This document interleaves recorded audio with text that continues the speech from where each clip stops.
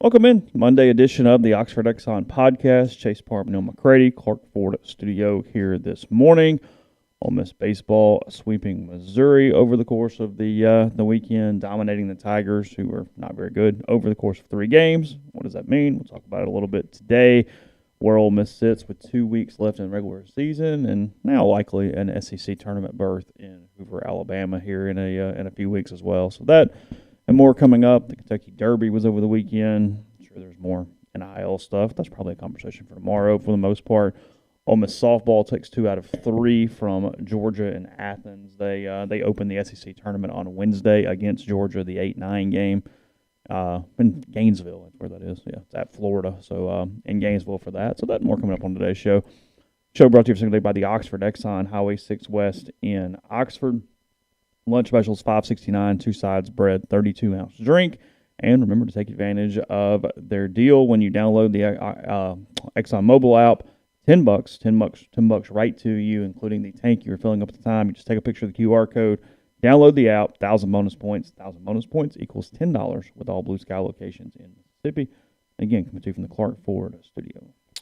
We are Clark Ford's in Amory, Mississippi, 662-257-1900. Call that number. Ask for Corey Clark. Tell Corey what Ford product you're looking for, and he will send you a quote within 15 minutes in business hours. Right to the bottom line. No hassle, no haggle. You get your quote. The rest completely up to you. You can shop that quote around. You can do what I've done. I recommend that you do, and let's hop into a Clark Ford today. 662-257-1900. Guest join on the Rafters Music and Food Hotline. Rafters Music and Food on the Square in Oxford. Great place if you're in town this weekend, or this week, I should say. Grab a burger, po' boy, appetizer, great beer selection, full bar and more. Great atmosphere there at Rafters on the Square in Oxford, and also Rafters in New Albany.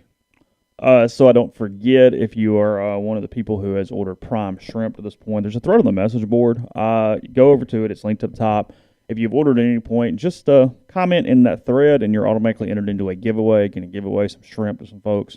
So comment in that thread. Again, they have several new flavors: garlic herb butter, the Simply Shrimp, which is a plain option that lets you just do whatever you'd like with it there. With primeshrimp.com, remember, and if it's the first order, $20 off MPW for that. So over the course of the weekend, Ole Miss played pretty good baseball. Missouri sucks; they're awful. 7-17 now in the league. That's hurtful. They suck. It's a hurtful thing. They are 0-12 on the road in the SEC as well. They're trying. As I wrote yesterday, they take a shotgun to a nuclear war and hope for the best. I do think they're overall a little better than they played over the course of the weekend. I mean, they beat State 2 out of 3 a week ago. Their moms love them. Their moms loved them, I'm sure. Their body language was pathetic. I mean, Ole Miss had the better body language even on Friday, which is saying something over the course of the first game of the series. Maybe they were just sad that they weren't with their moms on Mother's Day. Maybe so. Some of it's uniforms. They can't play well in looking like that. They need to be back in the Big 12 from a uniform standpoint. I mean, horrendous uniforms. I don't know why black and yellow is so hard. It's so easy. It's not. Wear a lot of white. Then wear the right shade of gray. Just wear a nice, normal gray. Put a black Mizzou across the front with outlined in yellow.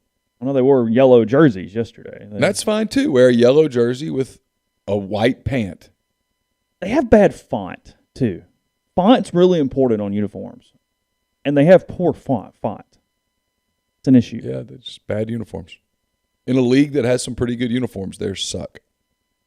It's totally on them, too, because they have a nice color scheme to work with. I didn't think about that. There are a lot of really good uniforms, so it makes their uniforms look bad. If they played Tennessee every week, you wouldn't notice. Just look at the Pittsburgh Pirates and copy their uniforms.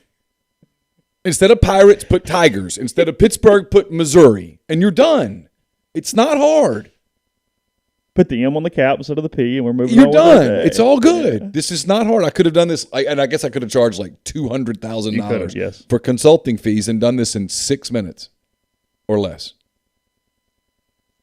The Pirates have great uniforms. They do have really good uniforms. Iowa does a good job with their baseball uniforms. It's black. It's simple. Simple is better. Yeah, It's a good point, Avery. The juxtaposition against Ole Miss's uniforms made it worse too, because the colors don't blend at all. I get it, but I watch Pirates Cubs all the time, and it works. Okay, that's true. You've seen a Pirates or Cubs game a couple times. 18 a year. Okay, fair enough. So, look, it was again, Missouri's terrible, but it was an interesting 3 days from the standpoint of on Friday. Got this Ole Miss team that is scuffling. They lost 4 series in a row. It's not fair to say they don't know how to win because it's a team that, for the most part, has a roster back that's won a lot of baseball games. But they sort of do kind of wait for something bad to happen a lot, or they have been over the last of the month. And on Friday, that game was tight. I mean, it was 7-5 final. Ole Miss made the winning plays. They were really good defensively in the middle innings. They saved some runs defensively. They got some stuff out of the bullpen done. They had to use Doherty and Johnson, but it ended up being okay the rest of the weekend. But I just thought they were pretty scrappy on Friday. I thought they played a clean game and let Mizzou make a lot of mistakes, which Ole Miss has not done and capitalized off of in recent weeks from that standpoint. And then on Saturday and Sunday, they just kind of kicked them around. But two blowouts at that point. They went 8-1 on Saturday, and they went 10-2. They were up 10-0 on Sunday. Credit to them on Sunday for all the early runs. I was talking to Mike about it. I mean, it's math. But right now, Ole Miss could not have dropped one of those games and be in even sort of okay position going into these last 2 weeks. And the difference in 2 and 3 is enormous. And when you put up 7 runs over the first 3 innings and just put them away, I mean, Missouri quit after that, and that was it, ball game, and they all kind of moved on. I thought that was a good sign. You look up, and it's where Ole Miss has to be kicking itself. And again, there's 2 different conversations here. None of this is changing the overall complexion of the program. I mean, Mike Bianco's tenure is about the postseason. It is about nothing they do in the regular season, whether they end with 10 or 12 or 14 or 16 wins or whatever it ends up being. It is about the postseason. So that conversation doesn't change. I think some people struggle with, we have 2 conversations at the same time. They are not the same conversation. So we set that over here on the shelf, and we'll get to it whenever we get to it. But at the moment, Ole Miss has to be kicking itself because they're starting to find a little starting pitching. They're starting to be okay on the mound. They're starting to sort of find some bullpen roles. And in a situation where it's 45 games deep now or whatever it is, and it's too late in a way, but sort of have an identity a little bit, even if you can do that being 1-4 in your last 5 series. But they've lost so many close games and all these Saturdays where they just blow these coin flips. I think they're probably going to end up 1 game short. It's just my guess. But that is probably the frustrating thing for Mike Bianco when he wakes up this morning is I do think he's sort of kind of finally figured it out a little bit, and it's just, is it too late to matter? Over the first 12 SEC games, their starting pitching ERA was 6.89. Over the last 12 games, it's 3.90. They've been very good on the mound over the last 12 games from an SEC standpoint. DeLucia, we've talked about him a lot. Hunter Elliott suddenly has given them 6 or more the last 2 outings. He's been good the whole time. He's had some tough luck as a starter. And then, as we've said ad nauseum, I'm not going to spend more time on it than one sentence. If you know when to get Derek out of the game, he can be a very useful piece on a Sunday for Ole Miss as a starting pitcher. So, look, they played pretty well. I thought it was an oxygen series to kind of give them a little bit of confidence, let them just have a good weekend. I thought they needed to just have a good weekend at some point, and they wake up here on Monday morning and they're tied for 9th in the league at the moment. They're tied with South Carolina and Alabama, who they don't have the tiebreaker against either one of them. Alabama leaking oil pretty good right now. Yeah, Alabama's going to lose some games down the stretch. They are 1 game ahead of Kentucky and Mississippi State. State swept at home against Florida over the weekend. Kentucky takes 2 out of 3 from number 1 Tennessee. And then Missouri now 3 back of the Rebels, and that one's over. Missouri will not be in Birmingham here in a couple weeks. And frankly, a lot of the contenders for these spots around Ole Miss, they've all got really difficult schedule. I mean, Ole Miss doesn't have a freebie the rest of the way. They go to Baton Rouge this weekend and then come home to play an A&M team that's having a really good season. So we'll see. I've got the stuff up. We'll talk about it in a minute, probably after the break as we stretch this out a little bit. But they got work to do. I don't personally think 13's enough. I've run a lot of numbers, looked at a lot of stuff. Their RPI this morning is 57. I mean, it went from 61 to 57 despite winning 3 games. And the bigger number, and they're going to have some opportunities because They play a lot of top 20 teams, but as of the moment, they only have 3 top 50 wins, which is almost impossible at this point of the SEC season. It shows you, frankly, how non-elite the league is in the middle. The middle is much worse than it usually is. You're not getting those 4, 5, 6, 7. There's only one really good team in the league. Yeah, everybody else has some level of flaw. There's one really good team. There's 3 or 4 pretty good teams who can be really good on certain days. Sure. Then there's a middle that's just kind of mushy. Then there's a lot in the middle. And look, Ole Miss looks back. They look back on that last game in South Carolina. First game against Alabama. Yeah, they look back on both Arkansas losses, at least one of the Mississippi State losses. This is me not being a smart ass. It's just me just being honest. But you probably, if I sat down with Kevin Sullivan after I got through throwing up in my mouth and I asked him, hey, tell me about 5 or 6 of your losses. Yeah, sure. He probably would. And he'd go, hey, we really were there. We were right there. So yeah, sure. Everybody can do that. It's a 27-out game. The 5th one counts as much as the 27th. But, yeah, they're playing a lot better lately. Overall. And they better because they're going to run into 2 pretty good teams these last 2 weeks. The one thing I'll say for Ole Miss is if they find a way to win 4 of the next 6 games, nobody will like to see them show up as a 3 seed at their regional. They also have what I believe to be a really critical game in Hattiesburg this week. Yeah, I do too. They need to beat Southern Miss. That would be a big RPI. It'd be road win. It'd be a big keeps them a little bit. Yeah, resume win. They need that one. Is this a Thursday, Friday, Saturday, or a Friday, Saturday, Sunday? To be honest, I don't even know. I don't know. I can pull it up in a minute. It's Friday, Saturday, Sunday because the Friday game doesn't start till 7:30. Oh. Yeah, really late start on Friday. I forgot about that.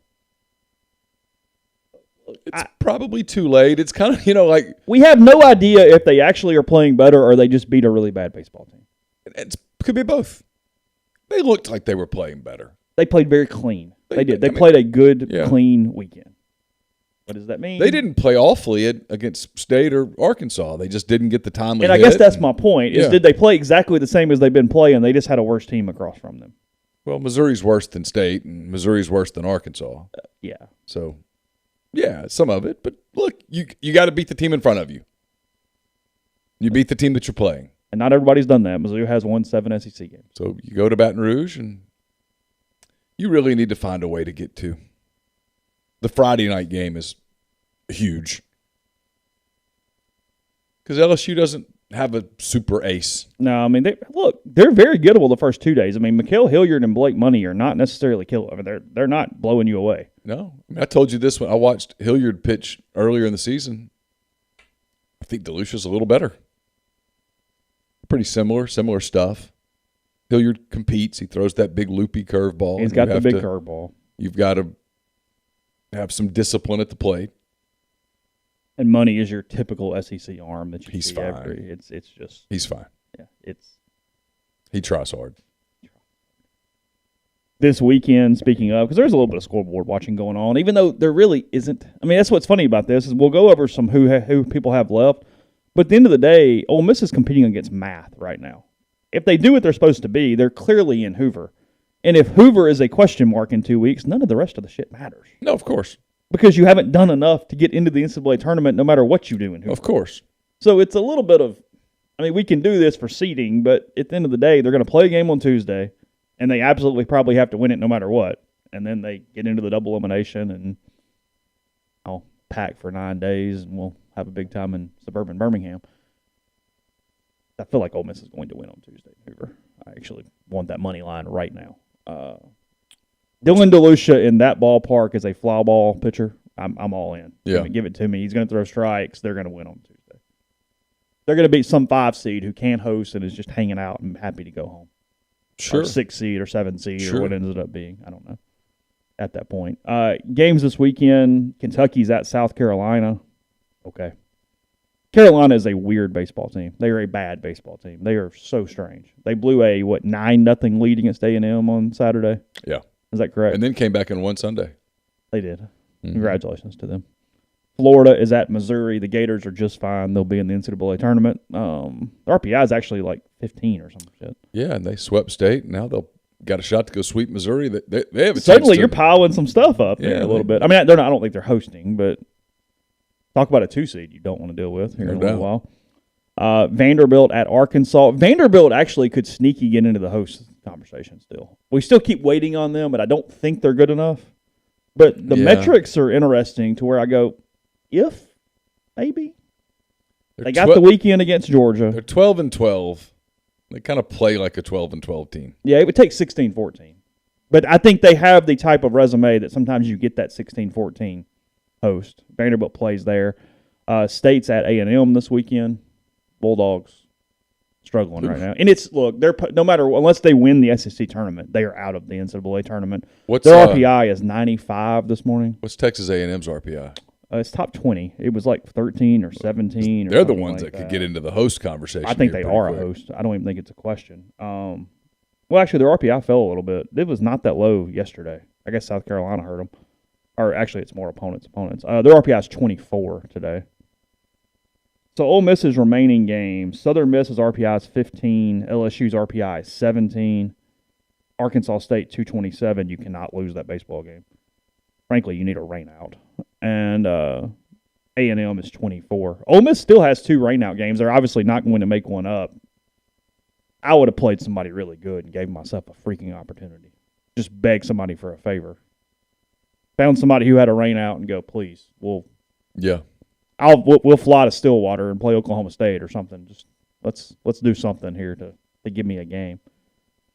Because Ole Miss needs it right now. I mean, I think it's pretty critical. Did you see where Matt Holliday's kid's one of the top 10 players in the country? Is it really? Yeah, I mean, he's not going to play college ball. He's going to get too much money. Anyway, sorry. Is there one of those situations that's made you feel the oldest when you hear that like so and so has the kid? There's a lot of them. I mean, just a big list of that. Yeah.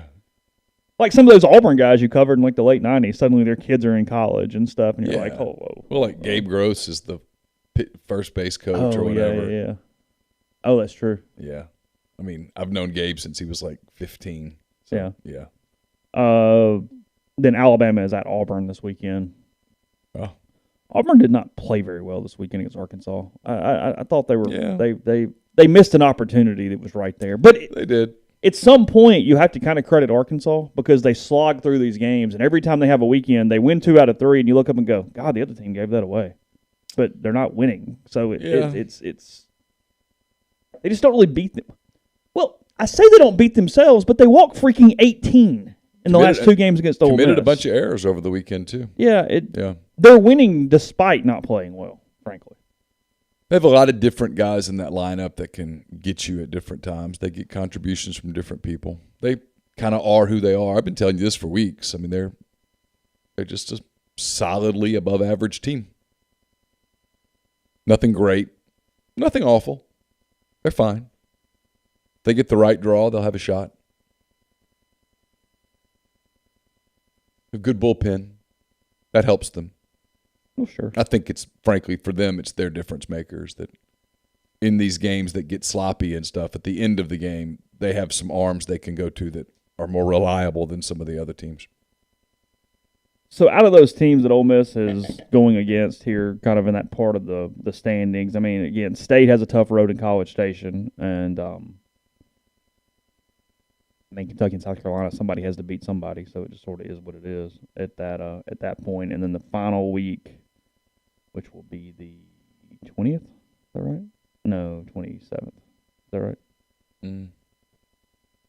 No, Final 20th. week of the regular season? Yes, the 20th. Yeah. The 20th, the last weekend, just because I'm curious now. See, this is the problem for State. They go to College Station, and then they host Tennessee. Ooh, have fun with that. So they're probably, I mean, if you made me put money on somebody, it's State and Missouri, not are out, yeah.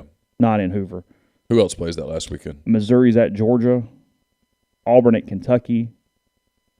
South Carolina. Auburn, by the way, has Alabama and Kentucky to close. They could get some work there. Yeah. South Carolina's at Florida. So South Carolina's got Kentucky, Florida to close. Arkansas, Alabama in Tuscaloosa. LSU, Vanderbilt in Nashville. And then A&M and Ole Miss. Okay. Sure. Yeah. It's there. It's doable, but I think it takes – I'll tell you why in a minute, but I think they've got to get to at least 14. And I think it's possible they need 14 and a Southern Miss win. That RPI is just so bad. That's the problem right now. They have a huge RPI issue where we thought the league was going to be good enough to bring them up at the first of the year when we thought they would have a lot better record, and we were talking about a different conversation. But the non-conference has been bad. They lost that midweek. I mean, as crazy as it sounds, they lost the midweek game against SEMO. That was a little bit of an opportunity from an RPI standpoint. It's been a mess, and you kind of reap what you sow, and that's where they're sitting right now. What you do at the beginning of the semester counts too. It does. Every game technically counts. Not technically, it counts. Counts. Yeah. It's cumulative. Yeah. You are who your numbers say you are. What I hear. So we'll talk about why in a second. First, about Community Mortgage, Oxford, Memphis, Soto County, and Chattanooga. All underwriting and processing is done in Memphis. You're getting local underwriting and understands your market. Leader in condo financing, the float down option, and more. You can find Jason at 662-234-2704 or JLOWE at communitymtg.com. Southern Traditions Farm is a 68-acre, 32-stall upscale equestrian training and boarding facility in Canton, Mississippi. They've got sand rings, a grass ring, miles of wooded trails, just a whole lot of things being offered, including camp season, which gets rolling here at the end of this month. Get in touch with Susan Walt, Bowers Cone there at Southern Traditions Farm. Message them on Facebook or Instagram at Southern Traditions Farm. Find out more about the camps that run through the month of June, Monday through Friday, 8:30 to 2 each day at Southern Traditions Farm. We're also brought to you by Bell & Grove. Bell & Grove, based out of Chattanooga, is a logistics provider with more than 35 years of transportation industry experience. They specialize in domestic freight movement throughout the continental U.S. They can navigate through supply chain issues while also leaning on their partner carriers to get the most competitive rate possible for their customers. In addition, Bell & Grove can help customers design a custom solution for their shipping needs. Find out more at 865-672-6557.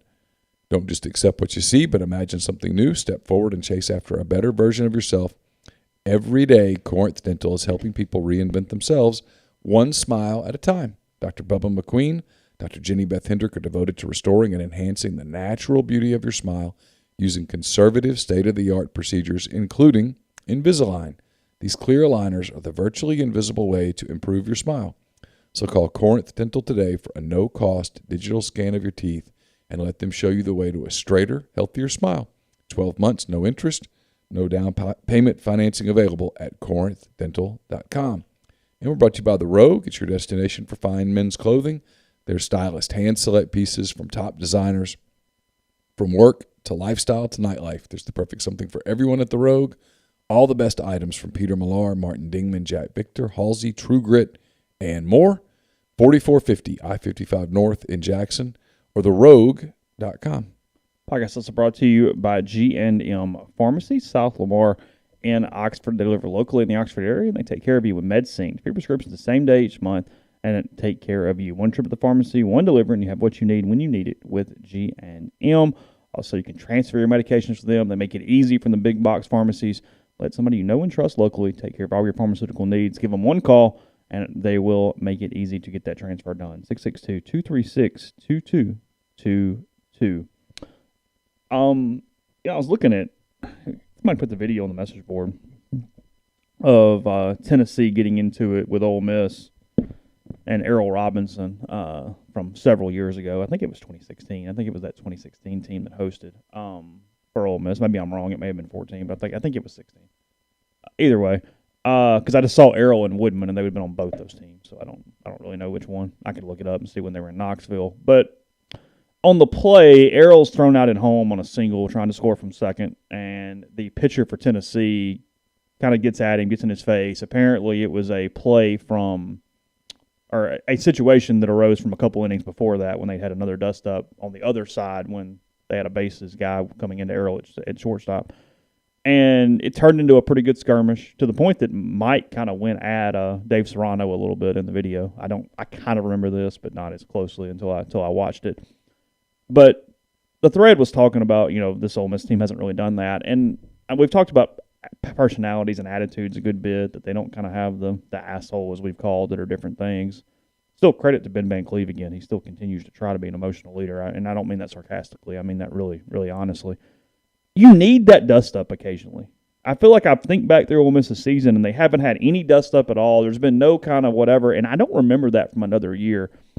And it's not some thing that's an indictment in and of itself, but when I look at a lot of the different things and an attitude and a personality and just a competitiveness, every once in a while, kind of lose your mind for a minute. Kind of get something to get some guys energized, and I really haven't seen this, and you've seen it pretty much all throughout every other season that I've covered. So just something when I watched that video, I went, yeah, I kind of get it a little bit. I understand. So anyway, so SEC wins, and this is I had done a little bit of the math, but credit to Colin Brister, frankly, because he sent this to me and it made my life much easier. The part that I had looked up, and I've talked about this before, and I wrote about it yesterday, is that there's a couple teams that are anomalies when you look at what SEC teams need to do to get into the NCAA tournament. Alabama last year got in with a 36 RPI, and they went 12-17 in the regular season, and they won 2 games in Hoover. It's a pretty bad resume. It shouldn't have been enough. But what you have to consider, and Colin mentioned this to me yesterday, is that there were several conferences, including the Big Ten, that didn't play non-conference games last year. So the national landscape was so different that it's probably worth just throwing that out and not even focusing on it necessarily. And then the only team that I could find that has had a under 500 SEC record for the regular season and an RPI outside of the top 40 who has made the NCAA tournament is 2014 Texas A&M. That Texas A&M team had 10 top 25 wins, which is a huge number. Sure. And that is going to be enough to get you in at that point. And I'm not going to go through all the teams here, but just a quick little primer. This includes Hoover. So we always talk about how much does the SEC tournament matter, how much does it not matter. It's debatable. Sometimes it feels like it doesn't matter even at all. Sometimes it feels like they do play their way. I think you can play your way in better than you can play your way into a host, if that makes sense. I think they go into the weekend knowing who the hosts are. Yeah, I think it's very hard to be 16-14 and get on the run and move up a line unless some other stuff fail. Not in a vacuum, at least. But I do think you can enhance your resume enough to get into the tournament because you hang around for a little while. What you can't do if you're on the bubble is lose on Tuesday, and it's not even a resume thing. It is a little bit, but it's because they forget about you. You just don't play any more baseball, and you're out, and it's easy to just go, well, mark them off. They're out for the season, and their season's over. So teams that have 14 wins after the SEC tournament, and this is since whatever year, okay? Okay. 6 of 13 have made the NCAA tournament. So we're talking about teams that essentially either went 13-17 and won a game or had 14-16 or whatever. So it's just under 50% of those teams make it, okay? Teams that win 15 games. Again, this is typically 14-16 or 13-17 with a couple wins or whatnot. 12 of 20 make it. Still a pretty low number there at that point if you're trying to add in those wins. And then anything over that, if you got really hot and won like 3 games in Hoover, you're almost guaranteed. That's 16 of 19 at that point for 16 wins after the SEC tournament. The 3 teams that did not make it, 2015 Missouri, but they had a 57 RPI. They went 15 and 15 in the regular season, won a game in Hoover, had a 57 RPI. That's sort of a similar thing that Ole Miss is doing with from an RPI standpoint.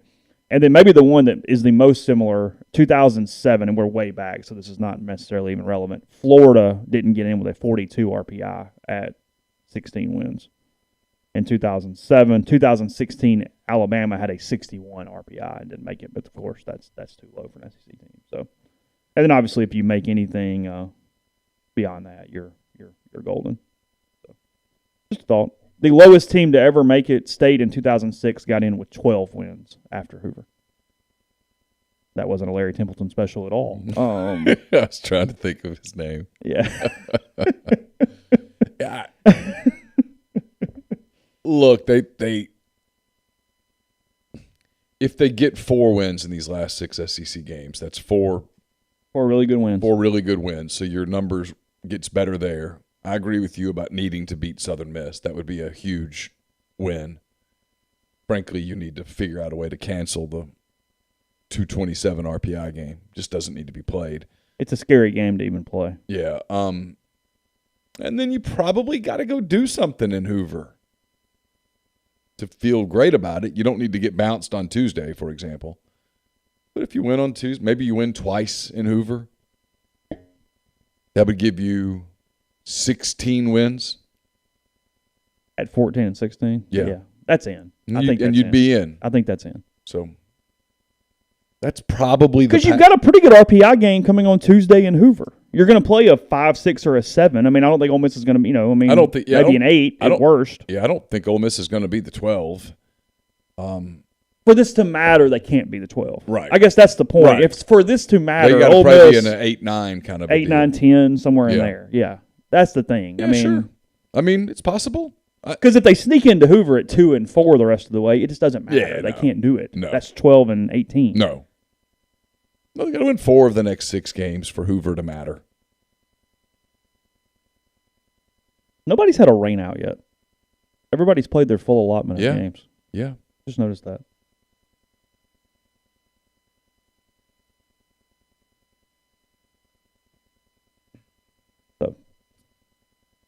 Matt's got a question in the thread. I answered this in 10 thoughts. I saw those on yesterday, Sunday. He says, "What do you make of the NCAA saying they're going to question kids on NIL deals at some of the schools? Said they're not giving immunity, but that the students are obligated to comply. Good luck." My answer to this is the same as it's been, which is this is such an odd yet completely predictable move from the NCAA. You knew something was coming, you ignored it, then it comes, it's worse than you thought it would be, but exactly what people like me told you it would be. And now you're like, well, we're going to fix this. No, you're not. You have a bunch of legal battles. You're so slow anyway that if by the time you get resolution on any particular NIL deal, the kid will be on his second contract in the NFL. Mm-hmm. The people that were at the school won't be there anymore. So you're just going to be chasing after boosters on something that happened 7 years ago. And I'm only being somewhat hyperbolic here. No, I mean, history says that's about right. So look, some of the blue bloods are pissed off because their path is changing. Sure. The sport's not changing. Gabe and I talked about this a little bit on Thursday. Nothing's changing except for the names. The programs that have been dominating the sport are probably not going to be able to dominate the sport in this environment. And they'll be replaced by programs that can. Programs like Ole Miss will probably stay exactly where programs like Ole Miss have been. But the Alabamas and the Georgias of the world are pissed off. And they're complaining, and they're going to the commissioners and complaining, and they're pitching fits about certain schools. And so I think you're seeing some hand-holding here. Well, we're going to question them. And say what? You don't have subpoena power. You can't subpoena the bank records. If the NIL stuff was done by the letter of the law, where the kid didn't get any money until he got to school, and it was all NIL, and he can prove some form of service or work that was done, work product that was done for the money, there's nothing the NCAA can do. You can't go back and retroactively punish. They're trying to punish pay for play, correct? Yes. Yes. And there's lots of pay for play. Frankly, what's gone on. The majority of it. Yeah, what's going on with NIL is completely out of control. There are high school kids who will not talk. This is fine, by the way. You don't have to talk to media. Don't get me wrong. Yeah, sure. I'm never been one to moan and groan about access. Sure. There are high school kids who will not talk to media, not because they won't talk to media, but because they won't do media until they're paid to do it. That's going on all over the place. But then here's the problem with that is there's a lot of states, including maybe Mississippi. I need to ask maybe Clay about this. I think they included NIL for high school kids. They did. Thus, media paying for interviews is completely legal because you can't guarantee that's paying to go to a school. Right. That's not pay for play. Unless you're the media that's paying a high school kid to talk to you, at which point I question your sanity. Well, amen. Yeah. But from a straight rule standpoint, that technically is not a violation. Right. The violation is simply these collectives or a booster that's been named a booster getting a deal brokered or paid a kid prior to to admit to that school. Yeah. I just think they're not going to have any success going back in time. And when they go after these boosters, like let's use William Liston as an example. Sure. William's not done anything, but let's just say they go after William's not compelled to talk to the NCAA. He'll say, subpoena me. I'll see you in a real court. Good luck. By the time that process happens. But that's the same conversation that you have every time anybody's on probation, right? What do you mean? Well, I mean, during Ole Miss's thing, the boosters that were involved, and again, I'm not comparing William to that. I'm just making the NCAA says that is illegal, is the point. Right. I mean, whether it be Michael Joe or Lee or anybody who was caught up in that during the course of the NCAA's investigation, they weren't compelled to talk to the NCAA, but that didn't prevent punishment. But they could have sued the NCAA and didn't. Some of these collectives will sue. They have the legal power to do it, and they have the financial. I mean, maybe I'm naive. I just think the NCAA is actually going to punish one of these. You might be right. I think they're going to be able to prove a specific pay-for-play from an obvious booster through a collective. 6-7 years. Well, I'm not arguing that. I mean, Staples keeps saying they've got the basketball thing sitting on a platter and just don't touch it. Well, they still haven't punished LSU. I mean, they're going to get around to it eventually, but haven't done it. There's a lot of people think they're still going to punish Kansas. But they operate at a snail's pace.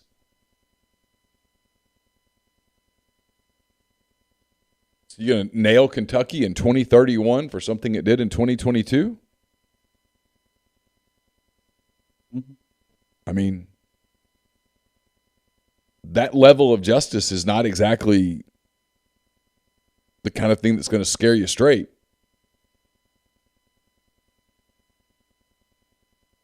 You go back and take away the Citrus Bowl title? Yeah, I mean, look, I said I'm not defending the NCAA here. I think they're all a bunch of lunatics that are trying to correct something they could have done to begin with and just set some guardrails up and made it into a palatable thing to some extent. I mean, at least better than it currently is. But I just think their rules are pretty clear. I think they're going to have the ability to pop somebody who went beyond, because nobody's saying the collectives can't do NIL deals. They're saying you can't use it and pay these kids prior to them admitting. So they're going to find somebody who did. Well, they're saying that you can't use it. And if they find them that actually got paid, well, then you should go get them. Yeah, and some have. Come on. Sure. But if it's the whole, well, you can't use it as a recruiting incentive, give me a break. Give me a break. That's what's going to happen. I guess. How can you prove it was used as a recruiting incentive? Because the kid says it? The kid going to talk? Some kids will talk. Some schools will make the kids talk because they're so in tight with the NCAA and they just follow the rules of being a voluntary member. Some won't. Some won't. I would tell the kids at my school. Oh, retroactive guardrails are a horrible look, Ryan. Yeah, horrible. Of course. It's a stupid look. Everything that's happened here was predictable. In fact, I feel like we predicted everything that happened here. I laughed at the NIL cannot be used as an inducement so hard. Like, give me a break. But that's no different than what schools used to say is, hey, commit to us. Once you get to school, we'll take care of you. Yeah, sure.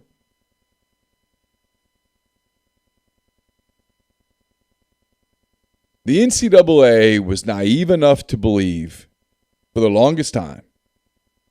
Well, first of all, it didn't want to do NIL. And then it was naive enough to believe that once they just put it in, that nobody would abuse it.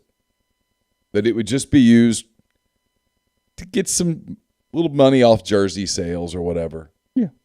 They thought maybe a kid would do an ad for a local business. I think they underestimated yet again how much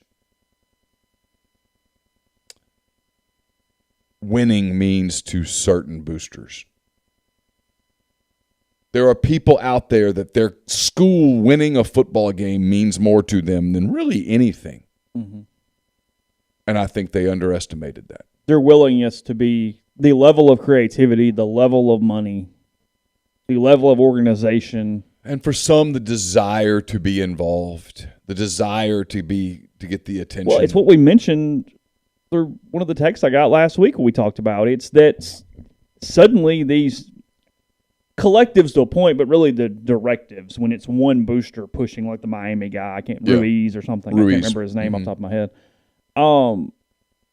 He goes from sort of kind of a pariah inside the athletic department, kind of a Shapiro type you're a little worried about, to he's running the whole damn program suddenly. Yeah. It brought these guys, the connotation changed for these guys. Mm-hmm. It went from, oh, look, we need his money. We got to be pretty careful here as you kind of scratch your neck, to let's go. No, thank you. You're the guy. You're getting this done. Went from being compliance's worst nightmare to the program's best friend. Best friend. Yeah. So suddenly those dudes go, hey, I'm back in good graces. Well, I'm in. Let's go. Another predictable thing. Ego. I mean, another thing that people like you and me said would happen. And it's happened. What's keeping schools from leaving the NCAA is nobody wants to be the first one to do it. Unless you have a group with you, you can't win a title, which does matter to people. Of course. It's everything you would think of. I mean, if one school can't succeed, because then they go, well, okay, great. Now you can't win. Great. Awesome. I mean, what's Kentucky going to do? No, we're not. We're out. Yeah. Okay, now what? Yeah, who are we playing? Yeah, what are we doing? And by doing that, you also are voluntarily ending your relationship with the Southeastern Conference. So there's that check that's feels not like coming. Financially. Sounds like a problem. Not that smart of a move. Yeah, so no, you're tied into all these different tentacles in so many ways to where it's kind of like winning the lottery and then telling the lottery people, don't send me the money. It's good. I just wanted the thrill. I know I won. That's all that really matters. My number was picked. I don't know where it all goes. Yeah. If you ask people who are really involved in it, I don't think they even know where it's all going now. No, we're still spinning. We haven't stopped. But that was like I saw people criticizing 40 last week. I'm going to defend Pat for a minute. That tweet was pretty informative. I believe it. No, I absolutely believe it. I mean, he was covering the Kentucky Derby. Yeah. He wasn't out looking for that information. That was given to him. And sorry, he said that, for people who haven't seen it, he said that the NCAA, somebody close to the NCAA, meaning an investigator, told him that they were going to contact kids about things that happened prior to this to get them to talk about their NIL relationships and timelines, and then attempt to punish them off of that. Yeah. That was the gist of the text. I don't have it in front of me, but that was the gist. It's the one move they have. They don't have subpoena power. Their ability is to contact kids and ask them to talk. Yeah, it's to go through the NCAA process. Yes. Call the school and go, hey, we need to talk to John Doe. Yeah. About this. So you set up an interview and do the whole rigmarole. Do the whole thing, and it takes years. And some schools talk. I mean, when it came to the whole Leo Lewis Ole Miss thing, Saban told his guys not to talk. Podcast brought to you in part by Northeast Spark, NESPRC, 2 packages, the Ignite, the 100 Mbps, or the Blaze, the 1 gig that powers the Clark Ford studio.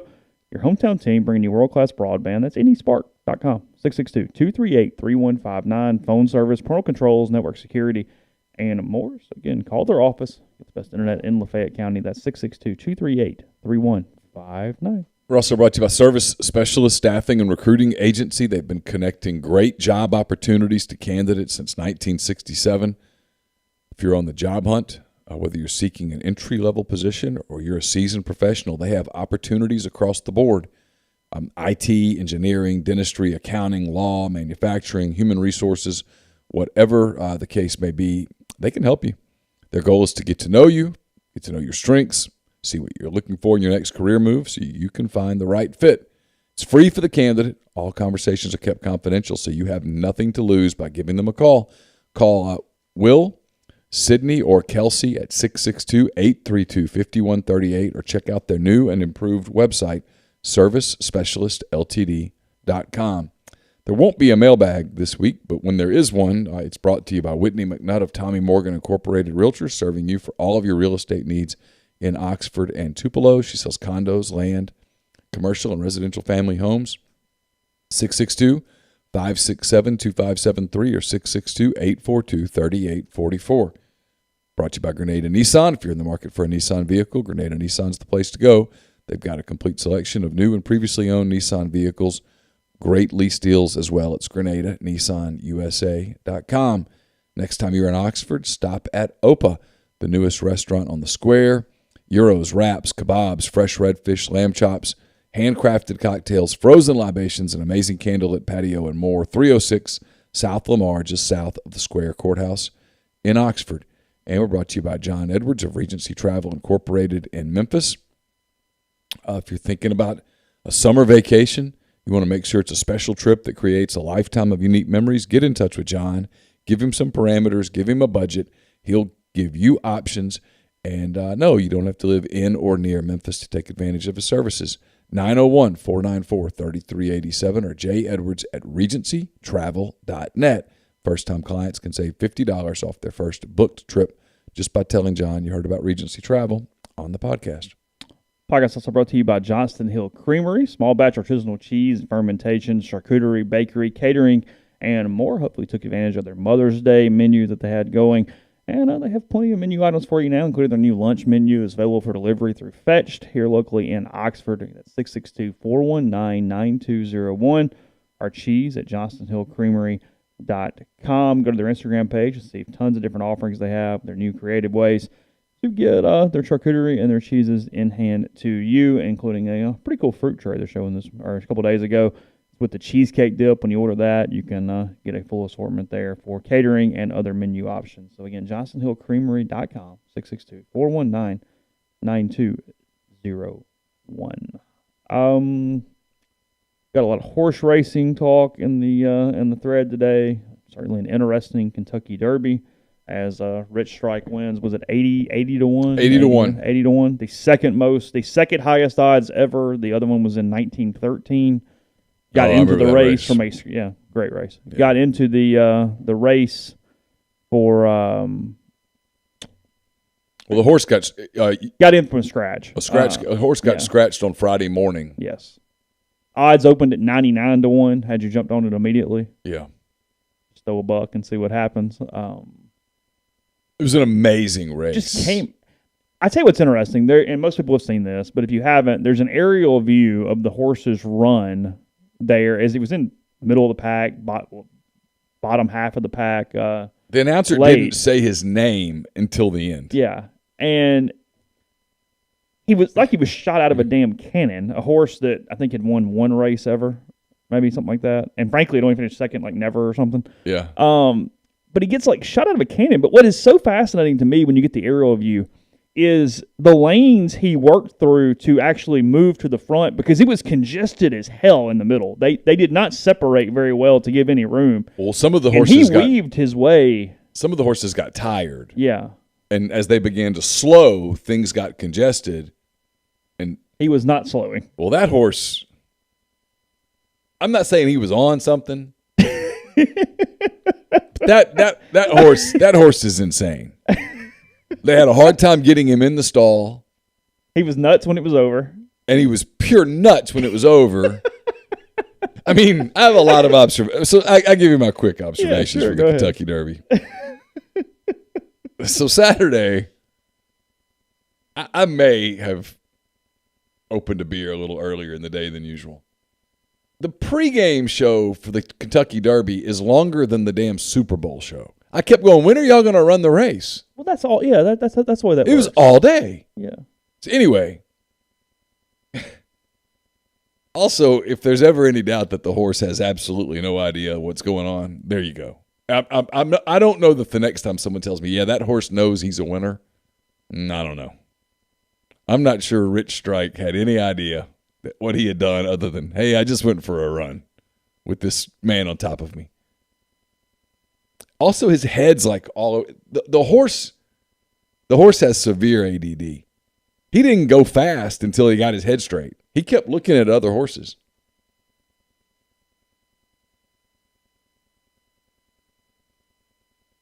Okay. I mean, yeah, sure. I mean, if that horse were a person, he would not qualify academically. He wouldn't get there. He did not run a studious race where he was plotting and they had to move when he did because one of the horses kind of backed up into him because he slowed down so much. Yeah. Kind of like when you're on the interstate and someone's going 40 and you realize, oh my God, I'm going to catch, and you almost have to swerve. And then the lane worked out just right. But I thought we were about to have this classic race between two of the favorites. Yeah, Epicenter or whatever. Epicenter and whatever the other one's name is that we'll now never remember for the rest of our lives. Completely doesn't matter. It will never matter again. They were like head, and then I were just like looking up, and you saw this horse coming on the inside. You're like, who's that? And then he just keeps going, and then the announcer's reaction when he goes, "Oh my God," or whatever, however he said it, it was. I was like, that was perfect because that's what I was thinking too. I started laughing at the television because 80-1. Can you imagine how many people, like I can see Sammy in here still in some PTSD from Saturday. How many people had one of those favorites bet, had everything worked out? They were like, I'm about to make some money. And then, phoom. Well, there was the guy on Twitter that was like a horse racing expert or whatever, and he's like, I'm getting barraged with, why the hell are you so bad at your job? And he goes, I got 2, 3, 4, 5 correctly in order and got beat by an 80-1 long shot. Like, yeah, okay. What do you want me to do? It's the same odds as the U.S. winning the World Cup in this late fall. The Seattle Seahawks winning the Super Bowl this year. Yeah. There's something else, too. I forget what it was. I saw 3 or 4 different 80-1. The Super Trifecta paid $360,000 to 1. Oh, God. Really? I don't think the Derby is an overrated sporting event. No. It's only overrated from the standpoint of, some people would say this makes it better. That, like you said, you've got an 8-hour pregame show for a 3-minute race. Or whatever it is, 2-minute race, whatever it is. Race. Yeah, 2-minute race. 2 minutes and 4 seconds or whatever. Yeah. Is that what their time was? It was fast. It was blazing fast. Yeah, it was like 2:02 or something. What's the record? I don't know. They were rolling. Okay. Whatever. I remember him at the half mile. The announcer saying a blazing whatever. I mean, it was fast. The whole group was fast. Yeah, and they just kind of kept going. They never settled in, and he definitely didn't settle in. They just sprinted out of the gate. 1:59 and 2/5 is the record.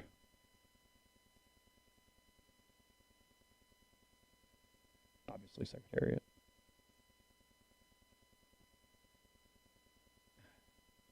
We have no idea what to expect from this stupid ass horse in 2 weeks at the Preakness. Just he's gonna bite somebody. I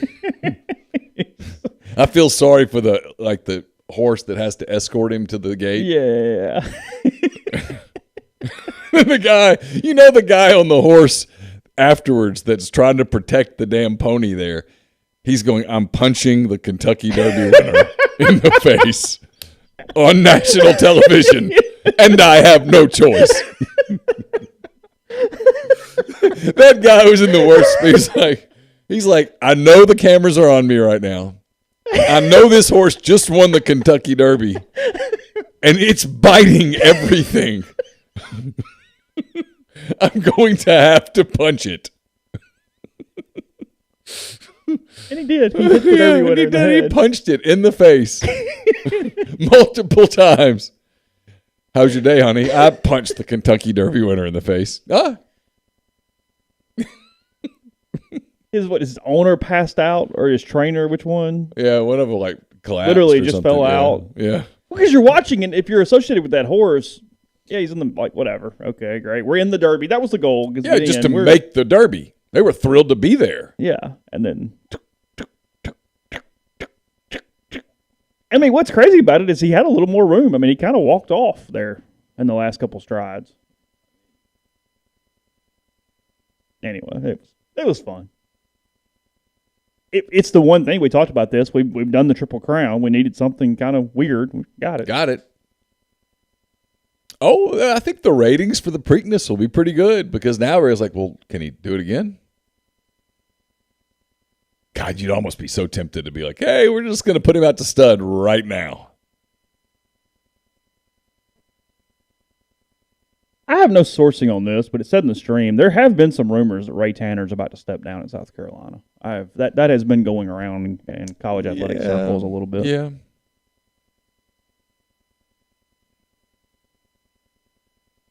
It's not really the way it is now. You don't really do the former coach thing, becomes the AD. It was in vogue there for a little while. Yeah, the job's different now. Bertman and Tanner. Yeah.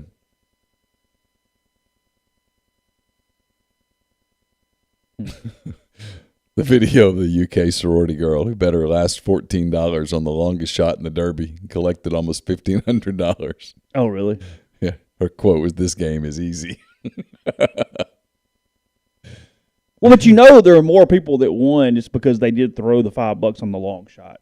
Sure. Like, instead of whoever horse, there was going to be more bets on that horse than whoever was second. That'd be a fun bet, right? Here's $10 on Rich Strike. Rich Strike. Why not? Yeah. I'm drunk. Yeah. Sounds good. Here we go. I'm going to go get a mint julep and I'm going to put $10 on a Rich Strike. Ha ha. And then the sumbitch wins. And you have a great day at the Derby at that point. Oh, you wake up on Sunday feeling awful and great at the same time. I'm kind of curious was anyone on the stream there? I'm kind of curious what the buzz was around that versus regular derbies. Is anybody? I know a couple of people that were there. I need to call and be like, hey, what was that like? Well, the weather was spectacular. It'd be a fun event to go to, I think. I've done Dawn at the Downs. I've never done the actual derby. Like the practice day, the brunch, breakfast thing the day before. Right. But I've never done the derby. Lloyd was there. I can talk to him about it. Yeah, it'd be fun. Yeah. So it was good. I always realize when that happens how out of touch with a lot of pop culture I am because they show all these people. I'm like, I have no idea who that is. I have no idea. Like I knew Drake, but I didn't know the people with Drake. I couldn't tell you a lot of them either. I've realized that, yes, I feel older from that standpoint than ever before. It was kind of like we were getting the baseball elevator a couple weeks ago. It's from the Grove, or something to do with tailgating at Ole Miss or something. I forget how the topic came up. And I was in the elevator with it might have been football. It might have been the spring game getting down because I know Suss was with me. And I said something about, the Grove, I feel like it's just like students. It's more chaotic. I'd rather tailgate somewhere else. Or I was having whatever that conversation was, and he goes, or you're now in your late 30s? I was like, probably a very valid point, Nick. That is probably a considerable part of what we're saying right now. Got a couple minutes left for the break. Was the shot on jaw dirty or not? So I'm not completely... I know very little about the soap opera around it, and I had a hard time making that malicious just watching a video. I have a hard time being completely objective about the Warriors. Okay. I don't like them. Okay. I don't like Steve Kerr. Sure. I don't like their team. Okay. They play pretty basketball, and I think they do play pretty basketball. It overshadows how dirty they are as a team. Yes. Okay. There's no moment where you grab someone's knee and pull it as a natural basketball move. Could you not make the argument he's grabbing for the ball and got knee? Because it's just an instantaneous. It's not like he goes. Yeah. I don't know them. I'm not defending anybody. I just watched literally the video. Is all I have seen. The series is chippy, which is the way the Warriors want it. The Warriors want the Grizzlies, this young, inexperienced playoff team, to have to manage that too, to get out of their heads. And it's working. Dylan Brooks gets the ejection and the suspension for a malicious hit. Yep. Which was a retaliation. It was. And that, as the Warriors are whipping the Grizzlies in Game 3, I don't know, going after Ja. Maybe it was, if it wasn't to hurt him, it was to make him think he was trying to hurt him. Oh. They need Ja to be kind of unbalanced. Okay. Game 4 is tonight. I believe it's an absolute monumental game for the Grizzlies if they're going to win. You have to win this game. Well, yeah, you lose it and you're you have to win this game. Winning 5, 6, and 7. And then you've got to stop playing into their hands. This is what the Warriors want you to do. The Warriors want you to trash talk. They want you to be thinking about the soap opera and not the basketball, because they can beat you that way by playing their game of basketball. This is what they do. Draymond kicking somebody in the groin is intentional. It is to start things. Him getting ejected from game 1, beyond the fact that they came back and won the game, which is still going to be the game that the Grizzlies, if they don't win this series, this series, the game the Grizzlies will regret is game 1. Yeah. But it's almost premeditated on their part. Like, hey, if this is what happens, cool, we'll go down this road. All right, we got another. Yeah, I've tried to hit it. A spammer. Getting a lot of that. Anyway. Podcast brought to you in part by Style Assembly, just off the square in Oxford. Mother's Day's over, graduation's over, but plenty of chances to shop here on the square with Style Assembly, one of Oxford's newest boutiques, closest to Blind Pig and Frock. Everything from clothing, jewelry, shoes, purses, art, sunglasses, accessories, and more. Kate and the Style Assembly team know that shopping for ladies is often difficult and time-consuming, not to mention a bit of a guessing game. That's why they offer a couple different options to help you out. First is a wish list of items that the lady in your life loves, everything from sizes and colors. Women can keep these lists on file, so somebody can go in, simply purchase something off the loved one's list. Don't have to come in. You can buy over the phone. They'll have it gift wrapped and ship it if you need that extra step. And also remember the gift card option. Just get a gift card, give that, and let the lady in your life pick out what they desire. So no matter the budget or location, Kate will personally work with you to help you find the perfect gift for that special someone. Again, it's 203 North Lamar, Tuesday to Saturday, 10 to 5. 662-638-3163. We're also brought to you by Pinnacle, based in Madison, Mississippi. They have clients in more than 20 states, advisors in multiple states as well. They provide detailed, specialized investment management, financial planning, retirement planning for individuals and businesses, and much, much more. At Pinnacle, investing is treated like a commodity. Decisions are made using objective information and research, not emotions. It's mypinwealth.com. And we're brought to you by the College Corner. It's your one-stop Rebel Shop, 2 locations in the Jackson area. In Ridgeland, it's next to Fleet Feet. In Flowood, it's next to Half Shell. You can also go to collegecornerstore.com. Plus, you can find them on Facebook and Instagram, the largest selection of Rebel gear in central Mississippi. And we're brought to you by Comer Heating and Air, Southern Air Conditioning and Heating. It's about to get hot this week, in fact. So you want to make sure that AC is ready to roll. The different names, same great products and services. Just if you live in Oxford or Tupelo or the surrounding area, call Comer, 662-801-1777. If you live in Hernando, Memphis, or the surrounding area, call Southern, 662-429-4429. Brought to you by Lammons Fine Jewelry. Lammons at 1126 North Lamar Boulevard in Oxford. It's been serving the Oxford area for almost 3/4 of a century. Engagement rings, wedding rings, fine jewelry, watches, pearls, fashion jewelry, children's jewelry, collectibles, and more. Lammons is the gold standard in fine jewelry. Visit them at lammonsfinejewelry.com or call them at 662-234-2777. And we're brought to you by ACS. ACS is in Baldwin, Mississippi. It's a complete electrical control system solution provider and a Rockwell Automation Recognized System Integrator. They've got a full-time dedicated emergency service and troubleshooting staff and a UL508A panel shop. They can custom tailor software packages, custom design electrical control panel solutions, and much, much more. It's ACSLLCMS.com or call 662-601-4381. Game Changer patches are the only 2-patch system available in the market to stop hangovers before they start. The warm-up patch is used before or while you drink. The overtime patch is used after you've been drinking to recover while you sleep. All natural ingredients will keep you in the game, ready for the next place. Go to GameChangerPatch.com, promo code RebelGrove20 at checkout. for 20% off your purchase. As the weather heats up, so do the deals from Dead Soxy. The Dead Soxy mystery box would be a great idea for you to get. 20 pairs of socks for only $70 with the code Rebel Grove. In addition, you can use Rebel Grove as your code for 35% off site-wide. Go to deadsoxy.com, stock up on your favorite no-shows or dress socks, and step into warmer weather in style. So, looking at it here, the schedule for tonight in the NBA is what? What do we have? We've got It's Grizzlies game 4, I think. Yeah, I've got it up. Hold on. We got let's see, no, not Sunday. Today is Monday, May 9th. We have Boston at Milwaukee. That is at 6:30. The Bucks lead 2-1 in that one.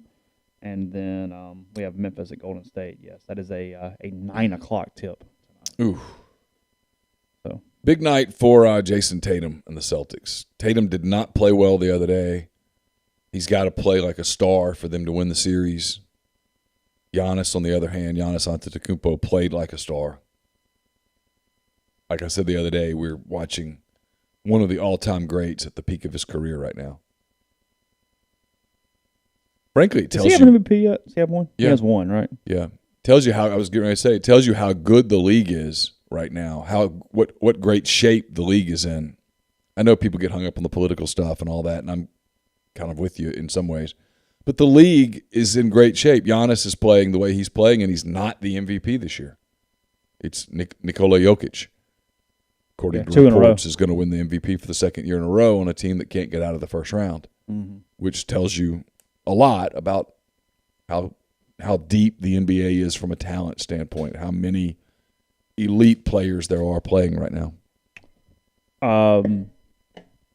Heat and Sixers tied back up 2-2, 116-108 last night for Philly. Yeah, Philly showing some resolve. And Dallas 2-2 as well, 111-101 over Phoenix in Dallas last night. Shaquille O'Neal had a great comment after that game. He said if he were Phoenix, he would almost create a scenario where Luka Doncic is chasing 50 points. When the Mavericks play the way they played yesterday, where Doncic is the facilitator, that's a problem. They are really, really good.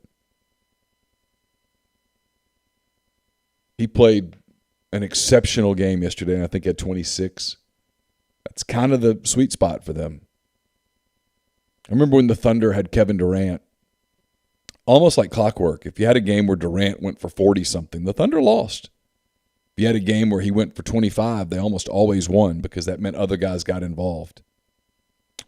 It's the real challenge for Dallas. But listen, Phoenix is playing kind of weird basketball right now. Oh, look, the pressure's on them in Game 5. I mean, you fall one and head back to Dallas in 6, and you got a problem. Big time. You got a problem, yeah.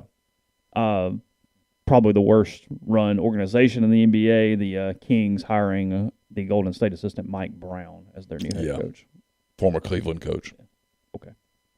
Sounds good.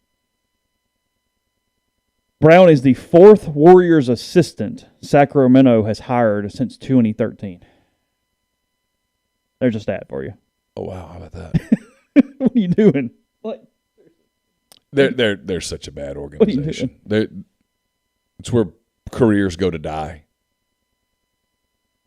I mean, it's awful. I mean, they're horrific. So,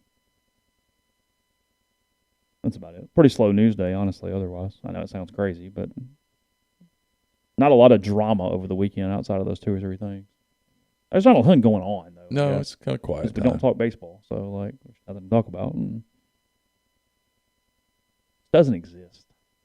Major League Baseball? Yeah. From the standpoint of, that's interesting. I've never watched less.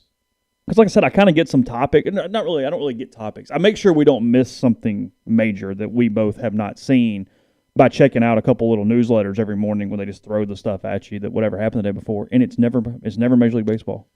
No, I'll get a really good rundown from The Athletic, the Pulse thing in the morning, and the only Major League Baseball thing that happened in the last week that caught my attention was the kid in Toronto. The Blue Jay fan caught Aaron Judge's upper deck shot and handed the ball to the little kid in the Aaron Judge shirt.